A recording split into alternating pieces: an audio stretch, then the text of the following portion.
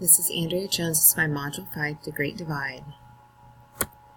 Looking at all the articles and the video, I really think the biggest takeaway from all this is looking at the impacts that it has on our rate of growth or kind of the lack of is where we're at and within our society, and some of the advantages within the classroom and disadvantages, looking at barriers and from an administrator's perspective.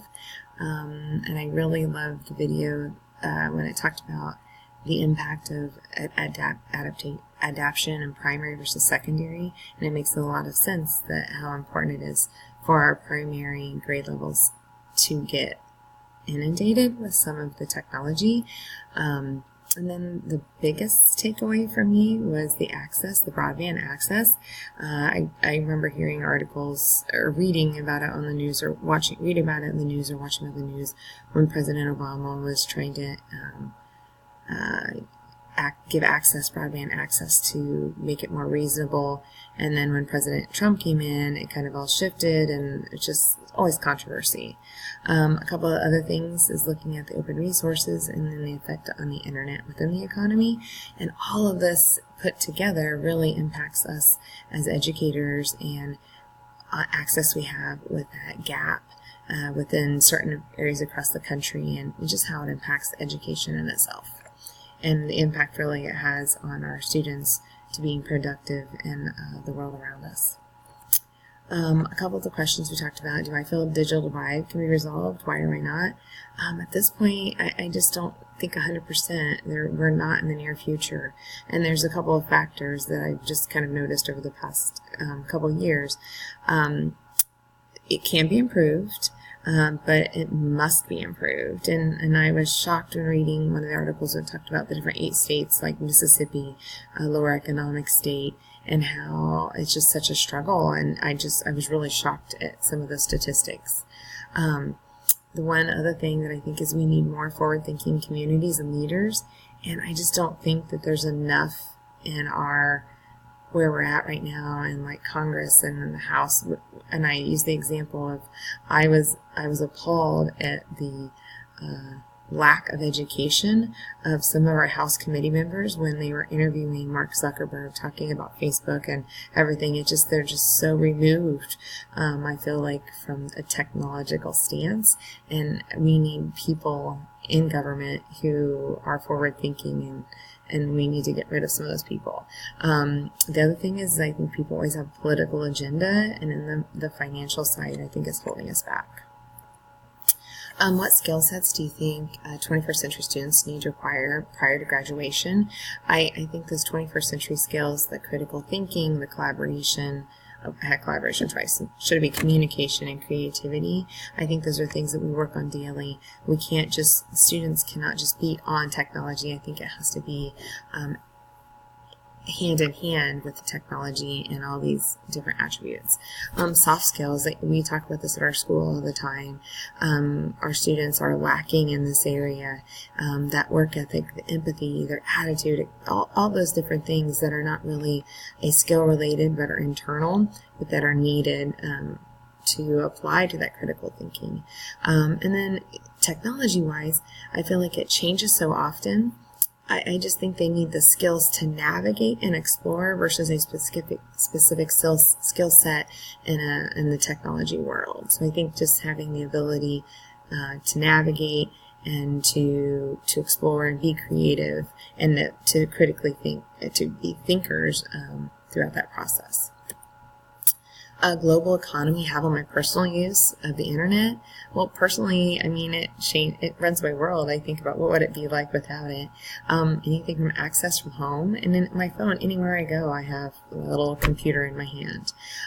For me personally, it affects my bill pay. I shop. I can connect with friends from literally around the world.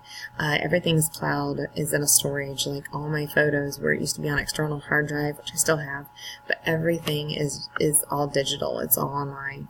From entertainment, from movies to streaming to music, shared ideas. I'm a huge Pinterest fan as an educator, those kind of things. And even my online education, I wouldn't be doing this program if it weren't for the internet and how it affects me. And just the big picture of community, increase of jobs and the ability it has to help our economy, our local economy grow as well. What technology training do you still need to effectively integrate technology in your career position? Well, I have this 3 times, but the biggest thing is time. When we get new technology, I personally need time to investigate. I'm not a fast learner because I'm old, and I need the time to to work through things, to apply it, to do that kind of stuff. For me personally right now, I need digital curriculum. We really don't have a textbook, and I don't really want a textbook, but I personally would like to have resources to help me find the most up-to-date information, and I teach science, so that would be really critical, and those hands-on activities that go along with it. And then sorting through those innovative ideas, there's so many things out there. I don't know where to start at times, or it's overloading. And so I know I said this prior in another video, but I always my teaching partner and I try to incorporate something new every quarter. Is our school district equipped with 21st century technology? Yes, it is. We have 9 middle schools in our district, and every student has an iPad in our middle school. In high school, I believe, I'm not sure all of them have it, but they have some type of a MacBook, or like some kind of a little laptop kind of thing. So in our school, we have makerspace, we have 3D printers, computer labs, screens. We have everything. So I think we have it. We just need to make sure we're utilizing it and creating opportunities for students to collaborate and to utilize those things. A couple of things that we're lacking, and it's our infrastructure. We're in an older building, and I say old, like 17 years old, and we have trouble with our technology and our Wi-Fi and things. And our brand new high school that we have is also having mega trouble with that. So I think there's different things that we have it, but there's always seems to be a roadblock here as of late. The other thing is we're really struggling with student security on our iPads and just the filters that they have. And our students are smart; they can work through it, and that's been an issue last year and this year as well. Already. So, what advantage of innovative practice in schools? I think the number one thing is it makes it student engagement. Our students are so engaged when we're doing something with technology. It opens up opportunities for collaboration, the communication piece. I love when we have open forum where kids can all collaborate and we can communicate when we're watching. Like if we're doing something together, everyone can kind of chime in doing a running script. I don't know what it's called, but sharing knowledge and ideas and really getting those real world experiences. We can be in Egypt virtually if we need to be. And then the cost reduction, the overall of textbooks and that kind of thing. Disadvantages, sometimes depending on what we're at, we have that limited content control, limited security and safety, said that one. That digital citizen piece for our students, that's a struggle constantly have to really teach them. I see students, they're addicted, and I see adults who are addicted to technology at times, and just finding a balance with technology. And then cyberbullying, I don't really see it very often where I'm at, but I know it's there. And then experience with cyberbullying, kind of piggyback off that. I don't really necessarily see the cyberbullying. We will hear about it through parents, through our office and our counselors and things, but I really don't see it at school. We try to limit that. If it had my way, the students' phones would be obsolete during the day because they have their iPads, so they don't really need it. But I think that the social media pieces are kind of can cause issues.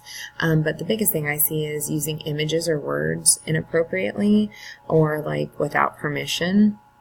We have a huge thing about taking other students' pictures and using them for things that they shouldn't be using them for.